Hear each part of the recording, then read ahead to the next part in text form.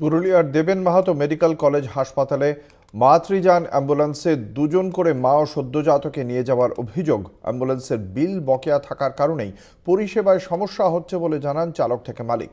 মাতৃযানে একের বেশি দুজন নিলে কড়া ব্যবস্থা নেওয়ার হুঁশিয়ারি এমএসভিপির। প্রশ্নের মুখে মাতৃযান অ্যাম্বুলেন্স পরিষেবা, বিল বকেয়া থাকায় সমস্যায় পরিষেবা।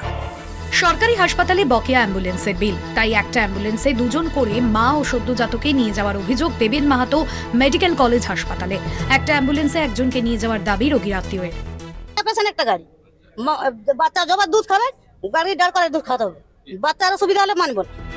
হাসপাতালে বর্তমানে 26টি মাতৃযান ও বেশ কয়েকটি 102 অ্যাম্বুলেন্স রয়েছে, কিন্তু তারপরেও রোগীরা ঠিকমতো পরিষেবা পাচ্ছেন না বলে অভিযোগ রোগীর আত্মীয়দের। অন্যদিকে এক অ্যাম্বুলেন্স চালকের বক্তব্য, 1 বছর ধরে বিল ও বেতন পাননি তারা। বর্তমানে পরিষেবা ভালো চলছে না বলে স্বীকার করে নিয়েছেন অ্যাম্বুলেন্স চালক।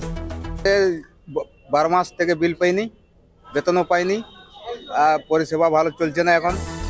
দেবেন মাহাতো গভর্নমেন্ট মেডিকেল কলেজ হাসপাতালের মাতৃযান মালিক সংঘের নেতৃত্বের দাবি, তারা 1 বছর ধরে বকেয়া বিল পাচ্ছে না, তার ফলে পরিষেবা দিতে সাময়িকভাবেই সমস্যা হচ্ছে। 100% পরিষেবা দিয়ে আসছি, কিন্তু বিলটা আমরা পাইনি বলে আমাদের একটা সমস্যা হচ্ছে, যার জন্য আমরা বলেছি একটা এমএসভি স্যারের সঙ্গে একটা ডেপুটেশন বা আলোচনায় বসবো। কতদিন বাকি আছে বিল আপনার? বিল আমাদের 1 বছর পেরিয়ে গেছে, বিল বাকি আছে। অভিযোগ অস্বীকার হাসপাতাল কর্তৃপক্ষের।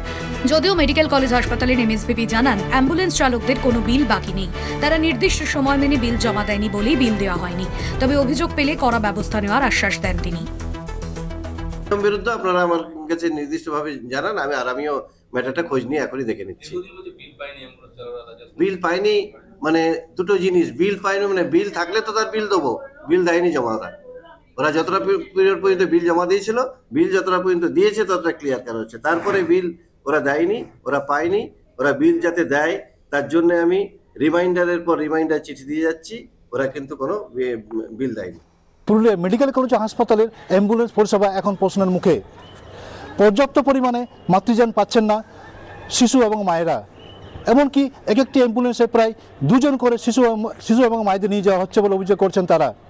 অন্যদিকে অ্যাম্বুলেন্স সংগঠনের দাবি, তাদের বকেয়া বিল বাকি থাকার কারণে তারা ঠিকমতো পরিষেবা দিতে পারছেন না। যদিও হাসপাতাল কর্তৃপক্ষ জানিয়েছে তাদের কোনো বকেয়া বিল বাকি নেই। এই দুয়ের মাঝে যাতাকলে পড়েছেন সাধারণ রোগী এবং রোগীর পরিজনেরা। তারা চাইছেন এই হাসপাতালে উন্নত পরিমাণের পরিষেবা দেওয়া হোক। পুরুলিয়া থেকে শওকত আলী, কলকাতা টিভি।